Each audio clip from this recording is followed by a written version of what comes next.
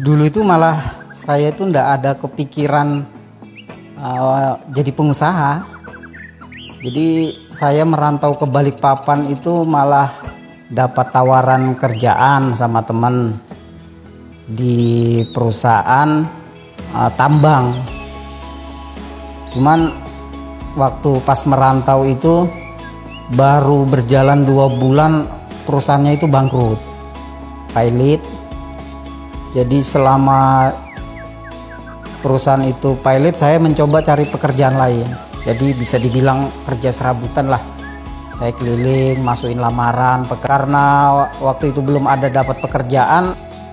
Saya untuk bertahan hidup, saya sempat cuci motor, ngampas beras, sampai akhirnya saya mendapatkan pekerjaan di konsultan waktu itu. Itulah saya mulai belajar menghitung bagaimana menghitung bangunan segala macam.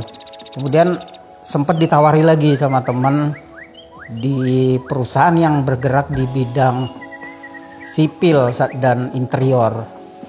Nah, saya itu ditawarin jadi marketing waktu itu.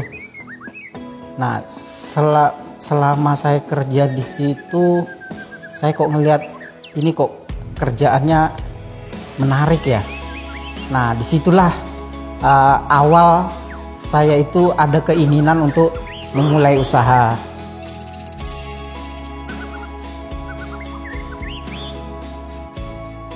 Terus waktu 1 bulan saya kerja tuh saya keluar dari perusahaan itu.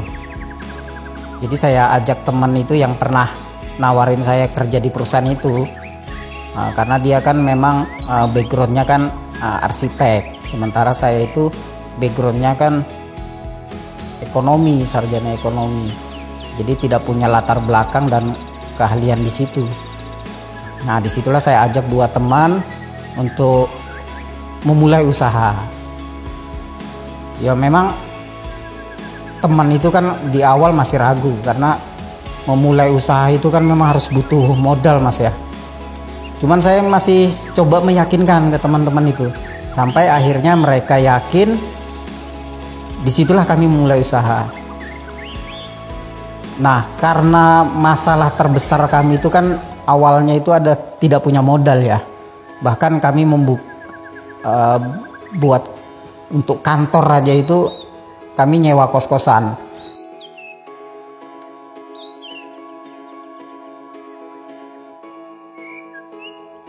Pertama kali kita dapat konsumen itu menawarkan pekerjaan interior. Jadi kita disuruh ngerjain interior rumahnya ya, satu rumah itu. Saya coba meyakinkan ke konsumen agar bisa dapat permodalan dari konsumen itu. Jadi kami itu dikasih DP besar ya. Karena kalau enggak dari situ, ya kita ini kan namanya interior butuh workshop untuk ngerjakan itu ya, ngerjakan kebutuhan atau keinginan konsumen itu.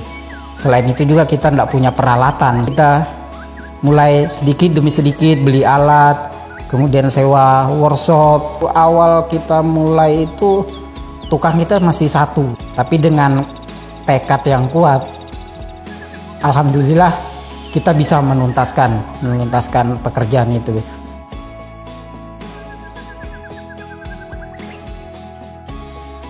Kita dapat tawaran lagi untuk renovasi rumah.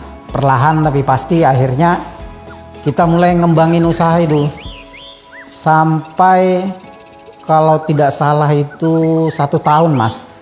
1 tahun kita berjalan, ternyata kami bertiga itu ya biasalah kalau kita kerjasama itu pasti ada perbedaan prinsip.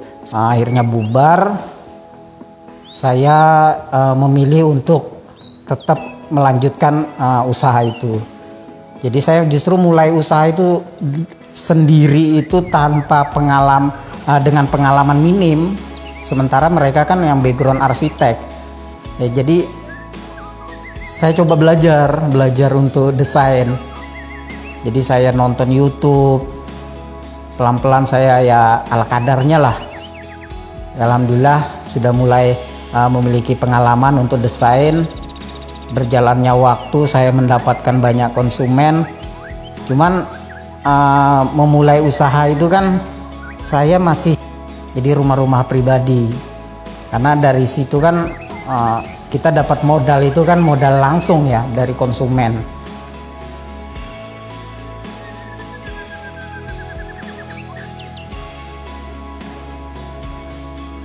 Manusiawi lah Mas ya, namanya kita usaha, kita itu ingin usaha kita itu berkembang. Nah, muncul ambisi besar waktu itu. Saya coba perusahaan saya itu saya daftarkan lah supaya saya bisa masuk di instansi pemerintahan atau di perusahaan-perusahaan asing. Karena sempat dapat tawaran juga kan dari instansi pemerintahan dan perusahaan-perusahaan. Nah, cuman kan tantangan yang terbesar ketika kita main di perusahaan atau instansi pemerintahan itu kan butuh modal. Nah, sementara di pemerintahan atau perusahaan itu kan jarang ya kalau dikatakan itu dikasih DP. Jadi pekerjaan selesai dan itu baru kita dapat bayaran. Karena saya itu mau mendapatkan pekerjaan yang lebih dari itu, saya memberanikan diri nyoba membawa profil company saya ajukan pinjaman ke bank. Nah, dapat pinjaman ya lancar sih Mas. Saya kan ingin terus mengembangkan usaha ya. Akhirnya terus ketagihan jadinya. Sampai ketagihan itu muncullah banyak tantangan usaha. Ya saya akhirnya kewalahan menangani proyek-proyek itu. Jadi banyak muncul masalah-masalah, mulai dari banyaknya pekerjaan terbengkalai, walaupun ya tetap saya selesaikan. Cuman kan ya akhirnya molor lah pekerjaan itu. Belum lagi karena tagihan-tagihan yang macet. Nah, itu kan semua tantangan-tantangan waktu saya menjalani usaha itu. Sampai akhirnya karena banyaknya angsuran ini mulai macet. Tapi ya namanya itu sudah saya jalani ya, mau tidak mau harus tetap saya berkonsekuensi harus menyelesaikan. Justru mengembangkan usaha itu saya dengan bantuan perbankan banyak kendala-kendala waktu itu, banyak menimbulkan masalah-masalah baru yang dulunya malah saya menjalanin itu usaha itu malah enjoy ya. Tapi ketika saya mengembangkan usaha justru dari perbankan malah kok banyak masalah-masalah. Ya memang itulah lika-liku dalam kita mengembangkan usaha.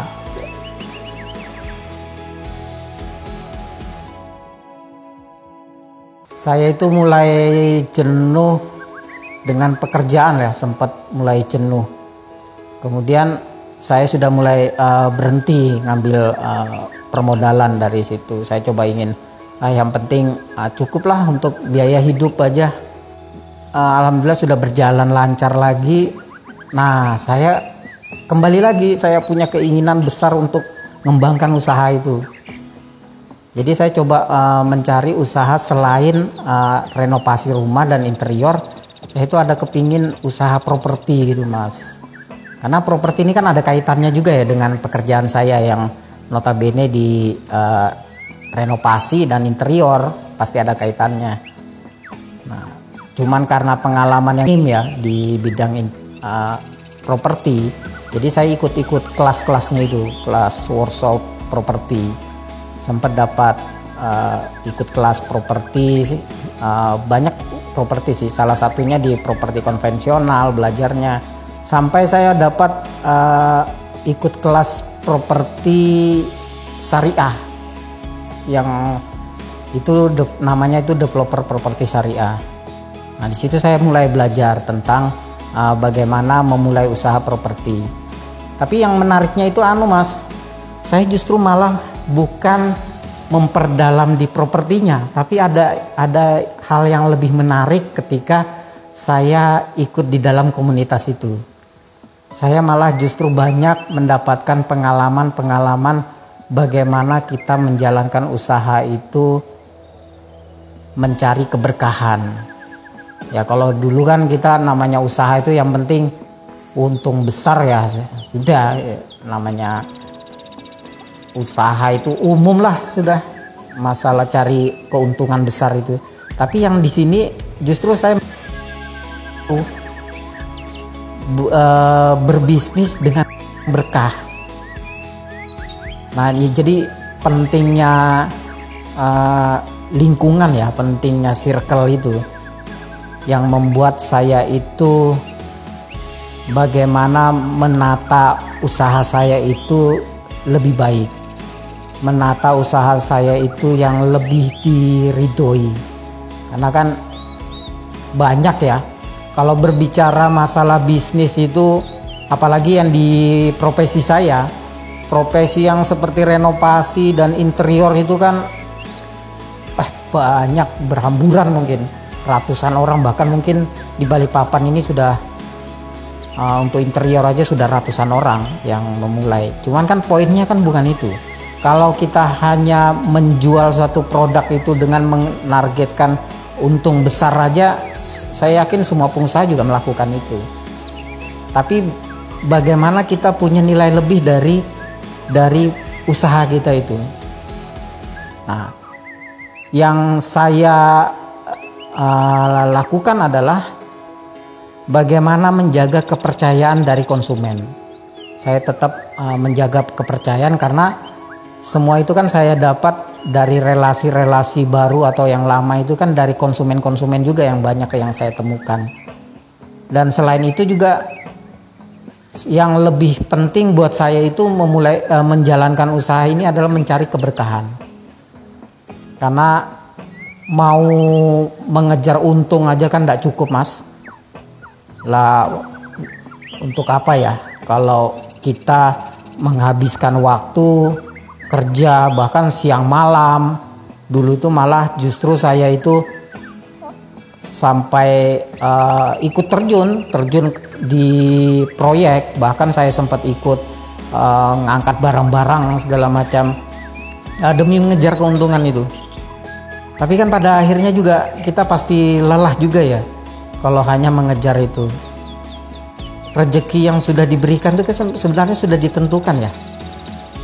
Yang ujung-ujungnya juga waktu kita yang terbuang, terhabis, hidup kita hanya habis untuk bekerja.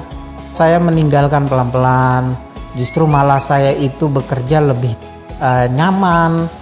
Saya bisa menghabiskan waktu dengan keluarga. Jadi penting lah buat kita itu jangan hanya bekerja mengejar satu keuntungan duniawi, tapi kejarlah juga keuntungan akhirat itu. Karena keberkahan dari usaha kita itu kan sebagai pengantar ya, pengantar untuk menuju ke akhirat nantinya.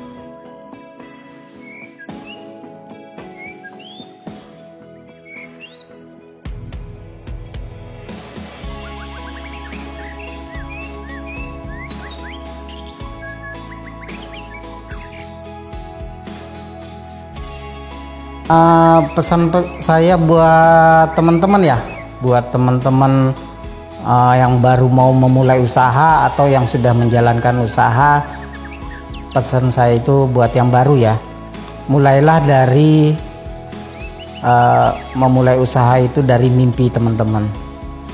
Bahkan jika perlu mulailah dari hobi, karena ada yang memulai bisnis itu dari hobi. Jangan takut untuk memulai usaha. Cuman yang paling terpenting adalah kita juga butuh yang namanya ilmu dalam usaha itu. Termasuk yang sudah menjalankan usaha. Jadi banyak kita dapatkan ilmu-ilmu mulai usaha itu, baik dari lingkungan, circle kita, komunitas, bahkan atau kita mengikuti kelas-kelas, workshop segala macam. Tapi intinya ketika kita memulai usaha, kita juga butuh yang namanya ilmu. Tapi yang paling penting buat kita itu menjalankan usaha itu, carilah keberkahan. Nah, itu yang lebih penting. Jadi hidup kita juga jadi lebih tenang. Kita juga bekerja itu punya waktu luang lah. Kalau saya melihat apa yang sudah saya jalani itu, saya jauh lebih menikmati usaha saya dibandingkan sebelumnya. Ya, itu sih buat pesan-pesan saya buat teman-teman. Harapannya memulai usaha itu dengan keilmuan, dan juga yang paling penting janganlah sampai teman-teman itu melanggar apa yang dilarang oleh agama, terutama di Islam itu sudah diatur ya. Saya Arif Alimuddin dari perusahaan yang saya bangun, Geraha Piramida, bergerak di bidang arsitek dan interior.